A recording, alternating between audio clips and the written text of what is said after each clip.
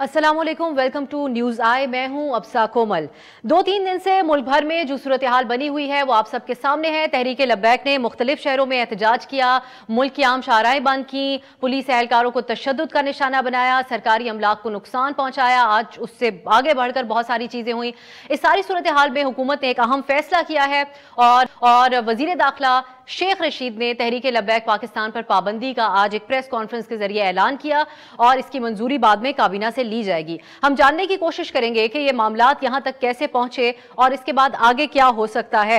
लेकिन उससे पहले एक अपडेट हम पंजाब से, और उसके लिए हमने राब्ता किया है ब्यूरो चीफ लाहौर मोहम्मद बिलाल साहब से। उनसे हम जानते हैं कि आज क्या सूरत हाल रही और अब तक कितना इस सारी सूरत हाल में कितना नुकसान हो चुका है, जानी और माली दोनों। बिलाल साहब, वेलकम आपको कहेंगे शो में। आपसे जानना चाहेंगे, आज एक तो हमने मनाजिर देखे जनरल अस्पताल में की तरफ, जब मुजाहिरीन गए अस्पताल को अटैक किया उन्होंने, पुलिस जो वहां पर मौजूद थी उन्होंने अपनी जान बचाई अस्पताल के अंदर भागकर। इसके अलावा आज कुछ हुआ, इस वक्त क्या सूरत हाल है और मुकम्मल तौर पे आपका क्या तखमीना आप लगाएंगे, नुकसान कितना हुआ है जानी और माली दोनों? देखिए, अब साथ दो तो पुलिस के जो कांस्टेबल थे वो शहीद हो चुके हैं। उसके अलावा 300 से ज़ायद पुलिस को जो जवान हैं वो इस वक्त ज़ख्मी हैं।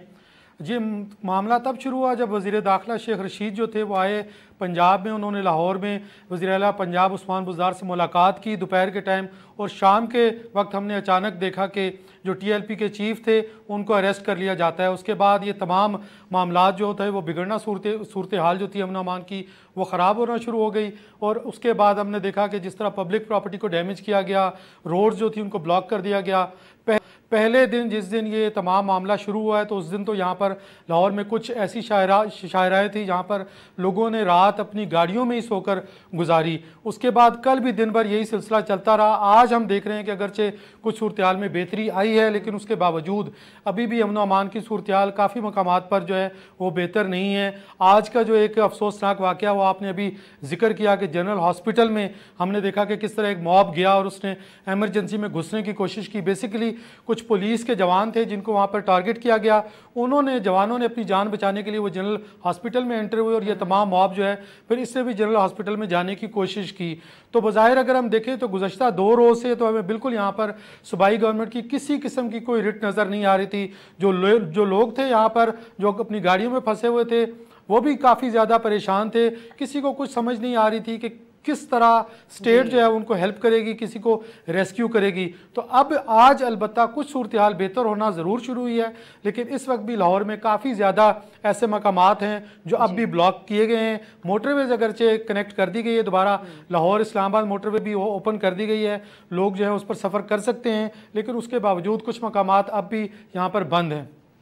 अहम शाहराएं यानी खोल दी गई हैं। एक मुख्तसर एक और बात भी आप हमें बताएगा, जब ऐलान हुआ पाबंदी का तो उसके बाद भी जो क्राउड था, जो बाहर लोग निकले हुए थे, उनके मिजाज में कोई तब्दीली आपने देखी या उसके बाद हुकूमत ने कंट्रोल कर ली थी सूरत हाल?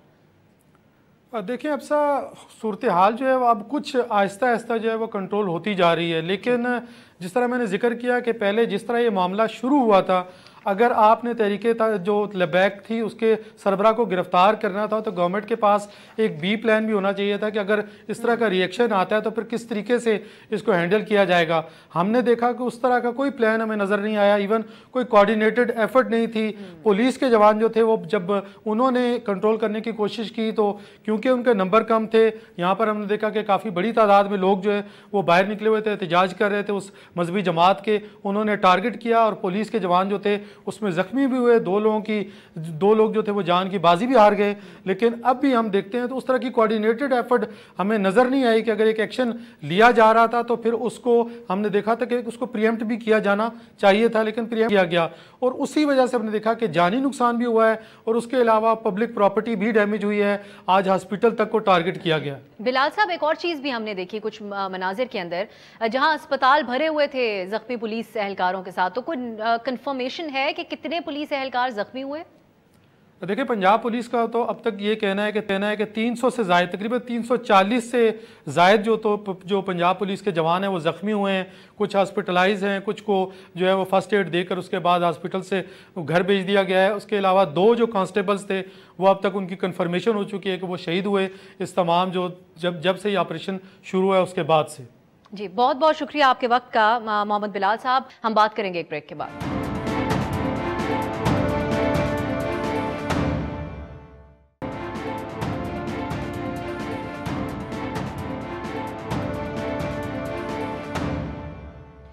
Welcome back. ब्रेक से पहले हम लोग बात कर रहे थे तहरीक लब्बैक के जो मुजाहरे थे उसके बाद पंजाब में क्या सूरत हाल बनी। हमने ब्यूरो चीफ डॉन न्यूज़ जो लाहौर के हैं उनसे हमने तफसीलात इस बारे में मालूम की। अब हम इस पे गुफ्तगू को आगे बढ़ाएंगे और हमने इस पे बात करने के लिए प्रोग्राम में आज दावत दी है अहमद बिलाल महबूब साहब जो कि सरबराह हैं पिलडैट के, और हम चाहेंगे कि आप इस सारे मामले का भी जायज़ा लें और ओवरऑल अपना कॉमेंट भी करें कि इसके क्या असरात हो सकते हैं जो इसके ऊपर अपडेट आ रही हैं। मुबशिर जैदी साहब, आप मारूफ सहाफ़ी हैं, एंकर हैं, और इसके अलावा कानूनी नुक्ते के लिए आगे जाके हम रब्ता करेंगे बैरिस्टर असद रहीम खान साहब से और वो हमें बताएंगे कि कानूनी पहलू इस हवाले से क्या कहता है। सबसे पहले मैं चाहूँगी आगाज़ करें हम मुबशिर आपसे, और आपसे हम ये जानने की कोशिश करेंगे कि ये जो अब बड़ी अपडेट है इसके ऊपर कि पाबंदी लगा दी गई है इस जमात पे, ये फैसला हुकूमत की तरफ से क्या दुरुस्त है और बरवक्त है? मगर मेरा अपना ज़ाती ख्याल ये है कि बिल्कुल दुरुस्त फ़ैसला है। जिस तरह का उधम और पुरतशद्दुद मुज़ाहरे हो रहे थे TLP की जानिब से, मेरे ख्याल में रियासत को एक पैगाम वाज़े तौर पर देना था कि जनाब हम किसी भी मुसल्लह या गैर मुसल्लह गिरोह की जानिब से इस तरह की बदमाशी जो है वो गवारा नहीं करेंगे, और जो अगर इस नहज पे जाएगा उसको टैकल किया जाएगा। और हुकूमत ने मेरे ख़्याल में थोड़ा डिले किया। शुरू में उनका ये ख़्याल था कि साद रिजवी को पकड़ लेने से या TLP की जो मरकज़ी क़यादत है उसको गिरफ़्तार कर लेने से ख़ुद ब खुद ये मुज़ाहरे जो हैं वो ख़त्म हो जाएंगे, क्योंकि जब लीडर ही नहीं होगा तो कौन इनको लीड करेगा। वहाँ मेरे ख़्याल में हुकूमत की असेसमेंट थोड़ी गलत साबित हुई और हमने देखा कि पूरे पाकिस्तान में TLP के जो कारकुनान हैं वो निकले और उन्होंने सड़कें ब्लॉक कर दी, उन्होंने पब्लिक प्रॉपर्टी बर्बाद कर दी, उन्होंने पुलिस वालों के ऊपर हमले किए। कराची के अंदर ख़ासा हंगामा मचा रहा। यहाँ 20 से ज़ायद पुलिस वाले जो हैं वो ज़ख्मी हुए हैं, 20 से ज़ायद गाड़ियों को आग लगाई गई है, पुलिस वैनें जलाई गई हैं, जो मरकज़ी शाहरा है, शाहराए फैसल, उसको ब्लॉक रखा गया कल रात तक। तो मेरे ख़्याल में थोड़ी देर ज़रूर हुई, मगर रियासत ने एक फ़ैसला ज़रूर किया जो कि अगर 2017 में कर लेते तो बहुत बेहतर होता, बात आज तक ना पहुंचती। चले 2017 में नहीं किया था, 2018 में कर लेते, 2018 में नहीं किया था, 2019 में कर लेते, 2019 में नहीं किया था, 2020 में कर लेते। हमने देखा कि TLP को एक छूट दी गई गुज़िस्ता चंद सालों में कि वो अपने आप को ना सिर्फ रीग्रुप करे बल्कि अपने आप को एक पॉलिटिकल फोर्स के तौर पर सामने लाए। 2018 में हमने देखा कि 5वीं पाकिस्तान की बड़ी पार्टी के तौर पर इस पर हम चाहते हैं आगे जाके आए और हम इस पे अहमद बिलाल साहब का भी कमेंट लेंगे आगे, लेकिन अभी हम जो हुकूमत ने फैसला किया इस पे कमेंट ले लेते हैं अहमद बिलाल साहब का। बिलाल साहब, आप ये हमें बताइए कि वैसे तो जैदी साहब कह रहे हैं कि वो मुकम्मल तौर पे समझते हैं कि ये फैसला बहुत पहले हो जाना चाहिए था, बहुत बाद में हुआ, लेकिन क्या आप समझते हैं कि हुकूमत ने वाकई अपने आप को मुकम्मल तौर पर इससे क्लियर किया है? क्योंकि शेख साहब ये बात कह रहे हैं कि हम मुआहदे पर तो अभी भी कायम हैं लेकिन पाबंदी फिर भी लगाई जा रही है, तो आप नहीं समझते कि खुद ही मुबहम भी बना दिया, इसमें कंफ्यूजन बरकरार रखी है हुकूमत ने कहीं ना कहीं? देखिए, मेरा ज़ाती ख्याल ये है कि ये जो मुआहदा करना बज़ाते खुद एक बहुत बड़ी गलती था। आप अगर उस मुआहदे को पढ़ें और आप देखें कि इस ऑर्गेनाइजेशन के साथ हुकूमत के 2 वज़रा कमिट कर रहे हैं कि वो एक फॉरेन पावर के सफ़ीर को कौमी असम्बली के अंदर फ़ैसला करा के मुल्क से बाहर निकाल देंगे। ये फ़ैसला और ये मुआहदा करना बज़ाते खुद इतनी गलत बात है कि इसके ऊपर अमल करना अमली तौर पर मुमकिन ही नहीं था। जब ये मुमकिन नहीं हुआ तो फिर उसके बाद इनको ये इस कदम को उठाना पड़ा, लेकिन उनका ख्याल ये था कि हम ये 2-3 महीने का जो वक्त ले लेंगे तो उसकी वजह से कोई टाइम गेन हो जाएगा, लेकिन ये दुरुस्त नहीं था, ये मुआहदा करना भी दुरुस्त नहीं था। और अब ये जो फ़ैसला किया गया है TLP के ऊपर पाबंदी का इरादा ज़ाहिर किया गया है, ये फ़ैसला तो ठीक है लेकिन ये फ़ैसला काफ़ी नहीं है, क्योंकि हमने देखा है कि जब ये पार्टियां इस तरह की पाबंदियां लगती हैं तो उसके बाद वो अपना नाम ज़रा सा बदल के दूसरे नाम में फिर वजूद में आ जाती हैं और अपनी कार्रवाइयाँ जारी रखती हैं।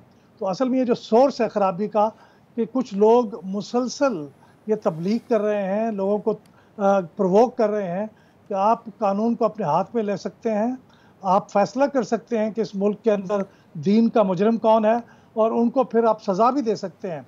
जब तक ये कार्रवाइयाँ जारी रहेंगी, सिर्फ पाबंदी लेने के सिंबॉलिक एक्शन से फ़ायदा नहीं होगा। तो मेरे ख्याल हुकूमत को बहुत कुछ करना पड़ेगा अगर इस सारी चीज़ को उन्होंने रोकना है तो।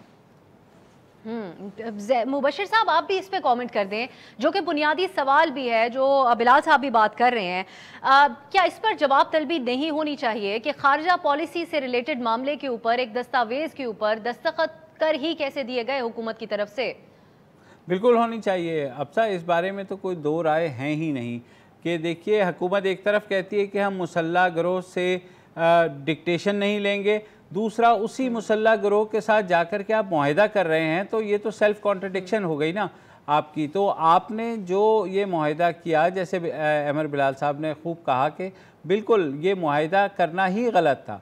तो अब खैर वो चीज़ आगे निकल गई है, मगर इस हकूमत को, रियासत को ये ज़रूर रियलाइज़ करना चाहिए कि अगर आप एक आर्जी पॉलिटिकल गेन के लिए कोई ऐसा मॉन्स्टर खड़ा करते हैं तो वो मॉन्स्टर बाद में इतना बड़ा हो जाता है कि आपके अपने काबू नहीं आता। आपको याद होगा कि 2018 में इसको नवाज़ शरीफ साहब की जो मुस्लिम लीग नून है उसके राइट विंग वोट काटने के लिए इसको हवा दी गई, डिस्पाइट द फैक्ट कि इलेक्शन कमीशन ने पाबंदी लगाई। उसके बावजूद ज़ोर लगा के इस पार्टी को इलेक्शन में ना सिर्फ उतारा गया बल्कि एक मुहिम चलाई गई बाकायदा मुस्लिम लीग नवाज़ के ख़िलाफ़, ख़ुसूसन पंजाब में, कि जनाब ये जो है खुदा ना करे ये ब्लास्फेमी कर रहे हैं और ये जो है दीन के हक़ में नहीं। आपने देखा किस कदर उस वक्त जहर आलूद फ़िज़ा हो गई थी इलेक्शन के दौर में।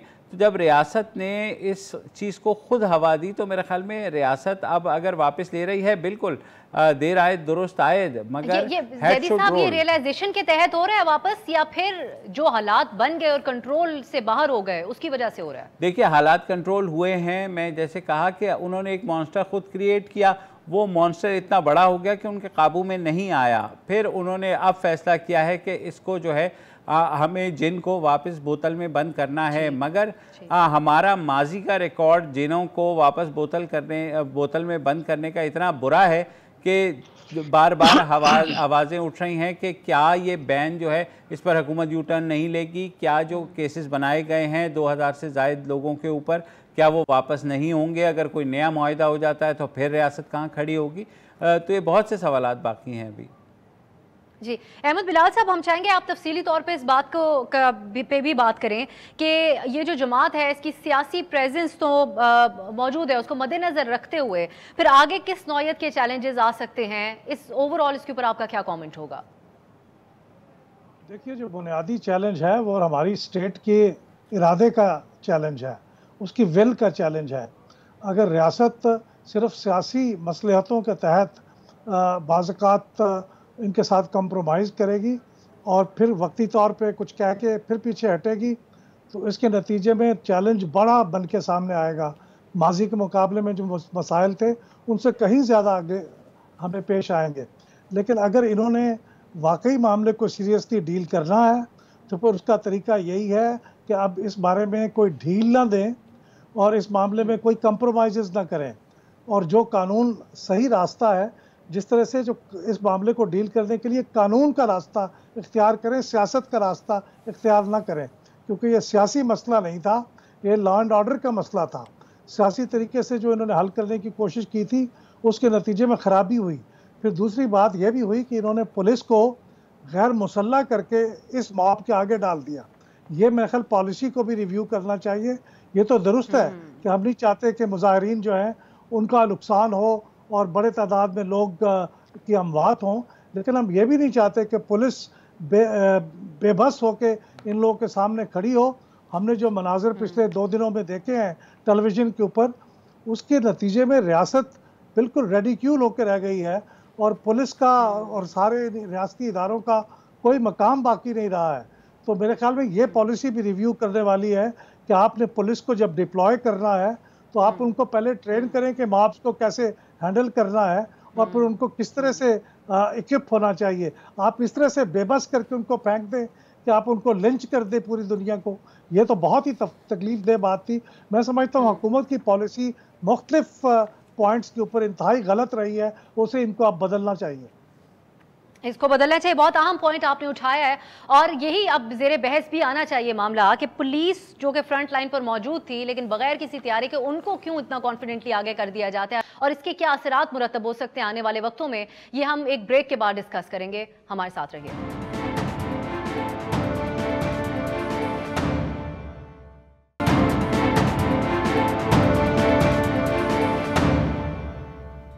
Welcome back. हम बात कर रहे हैं हुकूमत ने तहरीक लब्बैक पर पाबंदी लगाने का फैसला किया है, इसी पर हम गुफ्तगू कर रहे हैं। मुबशिर जैदी साहब आपकी तरफ आएंगे।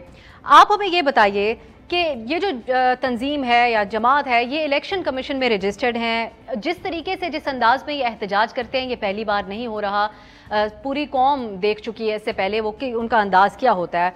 तो हुकूमत ये जब सारी बात सेटल डाउन अगर होगी आगे जाके और जब अंदाज़ा लगाया जाएगा या अहाता किया जाएगा कि उस वक्त जो कुछ हुआ किसकी वजह से हुआ और कैसे हुआ, तो उस पर टॉप ऑफ द लिस्ट क्या वजूहात लिखी जाएंगी कि ये सारे हालात यहाँ पे पहुँचे थे, किस वजह से पहुँचे थे?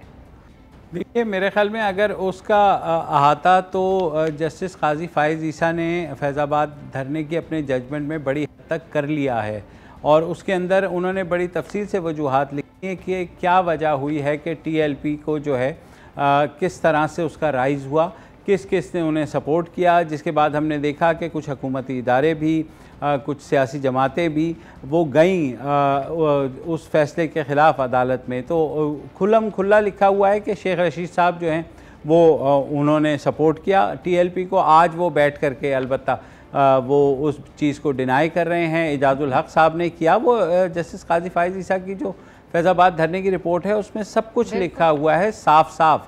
मगर अब अगर हम आ जाएं तो ये एक अच्छी बात मैं बारहा कह रहा हूँ कि पहले क्या हुआ कि पहले क्योंकि फ़ौज और सिविल क़यादत वन पेज पर नहीं थी तो हमने देखा कि मसाइल पैदा हुए।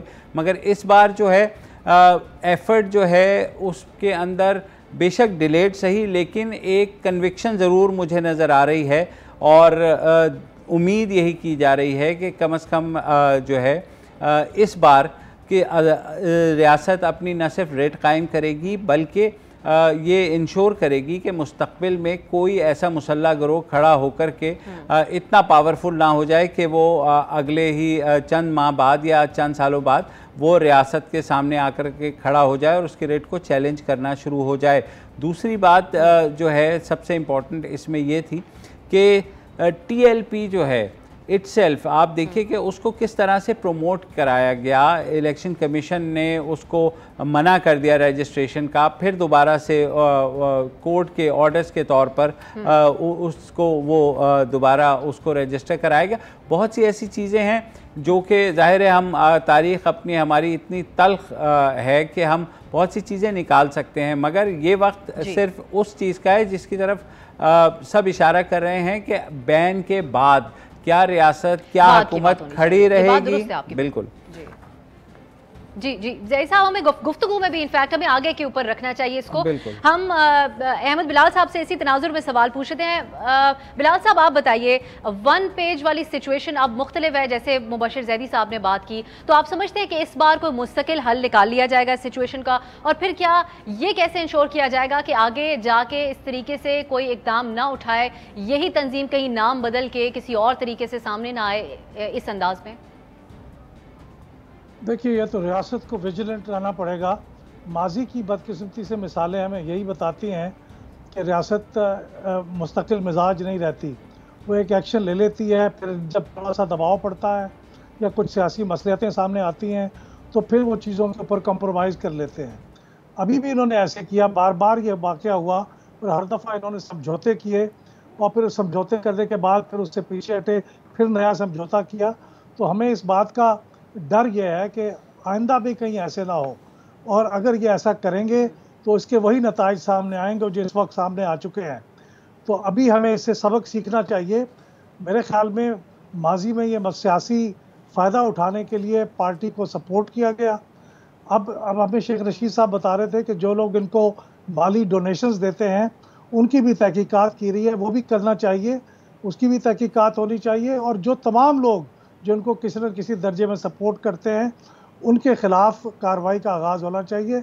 लेकिन ख़ुद हुकूमत को अपने गिरेबान में भी झांकना चाहिए कि उनकी जो पॉलिसी थी वो कितनी सही थी। मैं फिर कहूँगा कि उनकी पॉलिसी बज़ाते खुद गलत थी और उस पॉलिसी से हटने के नतीजे में ये अचानक रिएक्शन पैदा हुआ। और ये अचानक नहीं था, अगर इन्होंने एक्शन लेना ही था तो फिर इसकी तैयारी करते और इस सूरत हाल को निपटते। उन्होंने वो भी नहीं किया।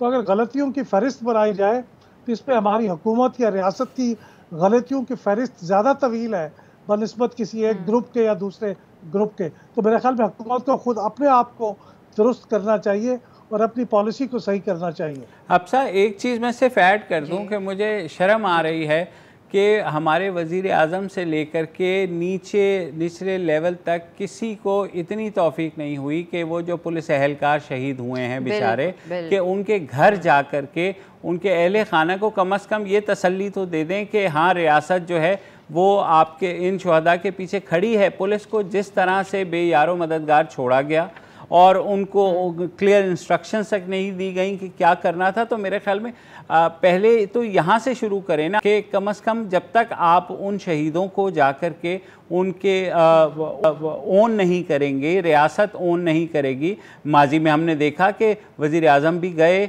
आर्मी चीफ भी गए। मेरे ख्याल में दोनों को इस बार जाना चाहिए, उन दोनों कांस्टेबल के घर। जो पहला इस बात का अंदिया होगी कि वाकई रियासत इस मसले को हल करने में संजीदा है और इस बार कोई आर्जी हल के बजाय वो मुस्तकिल हल ढूंढ रही है, तो मेरे ख्याल में ये ज़रूर से ये पहला स्टेप होना चाहिए कि उन पुलिस वाले बेचारे जो कि 300 से ज़ायद इस वक्त ज़ख्मी हालत में अस्पतालों में पड़े हुए हैं और जो 2 शहीद हो चुके हैं, उनके लिए रियासत को सामने आना चाहिए।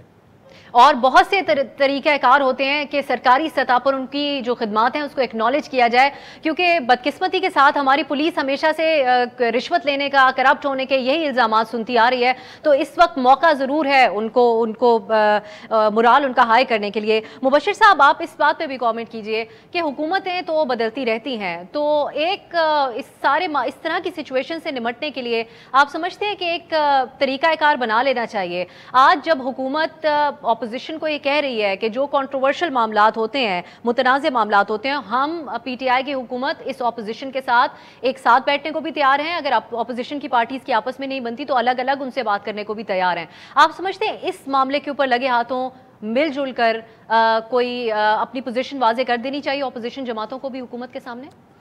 बिल्कुल करनी चाहिए अफसा, लेकिन मसला ये है कि देखें हुकूमत वाज़े तो करे वो क्या करना चाह रही है। मसलन इसी इशू के ऊपर 3 दिन आप देखिए हुकूमत खामोश रही, कुछ भी नहीं कहा। इन दी एंड आकर के उन्होंने बैन करने का ऐलान कर दिया। तो कोई इस वक्त समझ नहीं आई कि हुकूमत की एक्चुअली लाइन ऑफ एक्शन क्या था जो अल्टीमेटली फिर बैन होने तक पहुंचा। इस जमात के आगे क्या करना है, तो ये तो हुकूमत की ज़िम्मेदारी होती है कि वो अपोजिशन जमातों को या जितने भी स्टेक होल्डर्स हैं फॉर दैट मैटर रियासत के, उनको साथ बिठा करके एक मरबूत हिकमत अमली बनाए। अगेन बदकिस्मती से ना ये माजी में हुआ है, ना ये हाल में होता नज़र आया है और ना ही मुस्तकबिल में ऐसी कोई उम्मीद है, क्योंकि पार्टियां बदल जाती हैं, इक़्तिदार बदल जाते हैं, मगर एटीट्यूड हमारी हुकूमत और रियासत का बदकिस्मती से कभी नहीं बदलता। हमें ब्रेक की तरफ जाना है और यहीं से बात को बाद में आगे लेके जाएंगे। अहमद बिलाल महबूब साहब, आपका बहुत बहुत शुक्रिया अदा करते हैं, आपने प्रोग्राम के लिए अपने मसरूफ़ वक्त में से वक्त निकाला। मुबशिर साहब, आप हमारे साथ ही रहेगा और ब्रेक के बाद जब हम वापस आएंगे तो फिर हम इस सारे मामले पर, इस पाबंदी के ऊपर कानूनी नुक्ता क्या कहता है, इस बारे में भी राय लेंगे एक ब्रेक के बाद।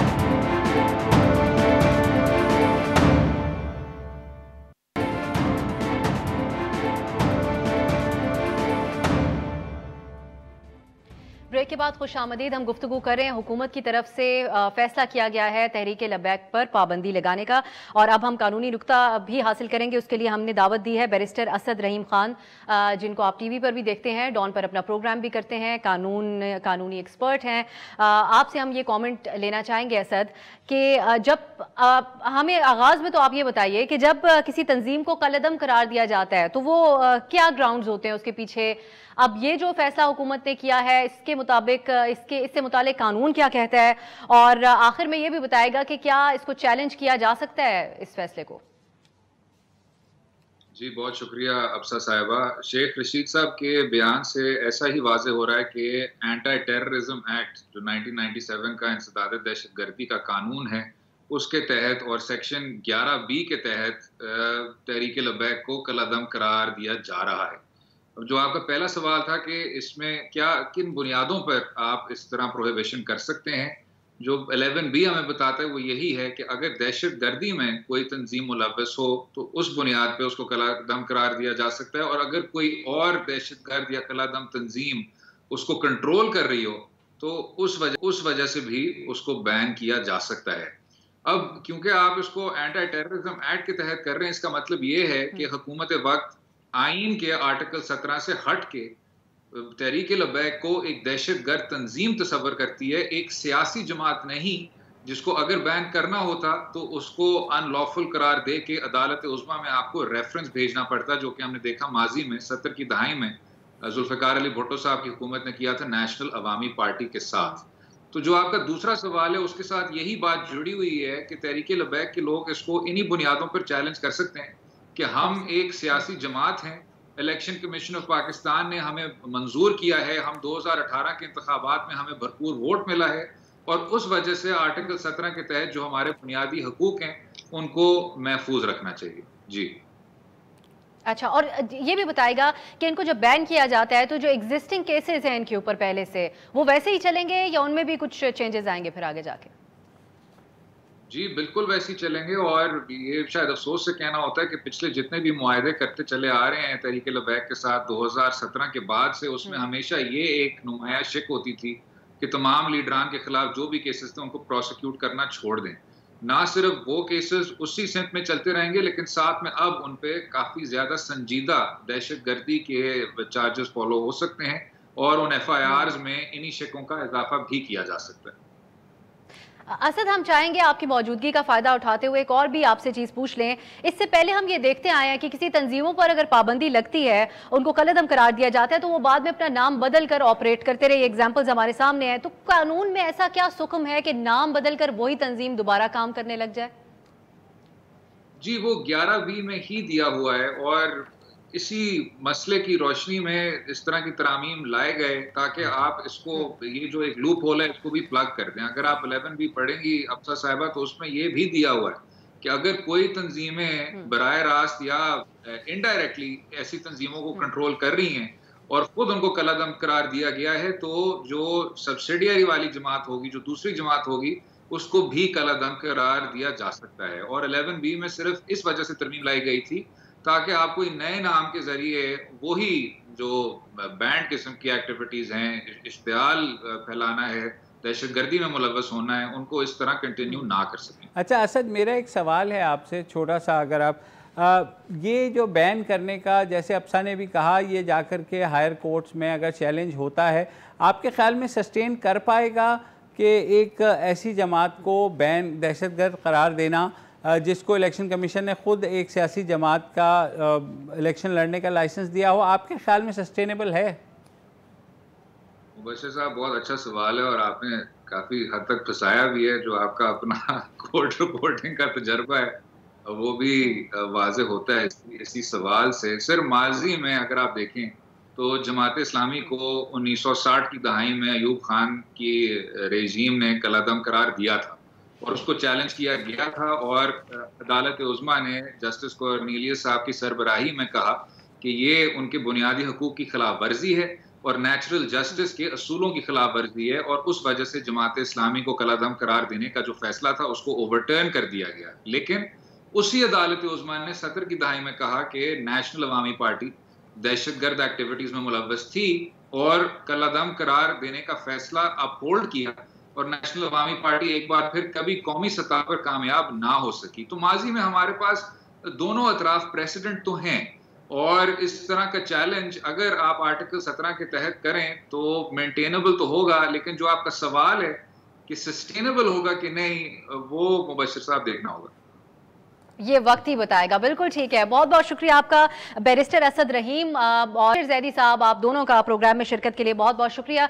नाज़रीन, अब वक्त का तकाजा यही है और जो हमारी आज गुफ्तगू हुई है उससे भी नतीजा कुछ इसी तरह का निकलता है कि पुलिस जो कि फ्रंट लाइन पर मौजूद रही, उनकी खदमात को न सिर्फ एक्नॉलेज किया जाए, जो जाँ बहक और ज़ख्मी हुए हैं उन एहलकारों को इंसाफ भी फराहम किया जाए और साथ ही साथ इस बात को भी इस्टेब्लिश किया जाए कि ऐसा हर बार नहीं हो सकता, आप पुलिस पर हाथ नहीं उठा सकते। ये एक ऐसा ऑफेंस है कि जिसमें कोई भी जो है वो नरमी नहीं बरती जा सकती इसके ऊपर। ये देखते हैं कि हुकूमत इस बात को कैसे इस्टेब्लिश करेगी। इजाज़त दीजिए, आपसे कल मुलाकात होगी। खुदा हाफिज़।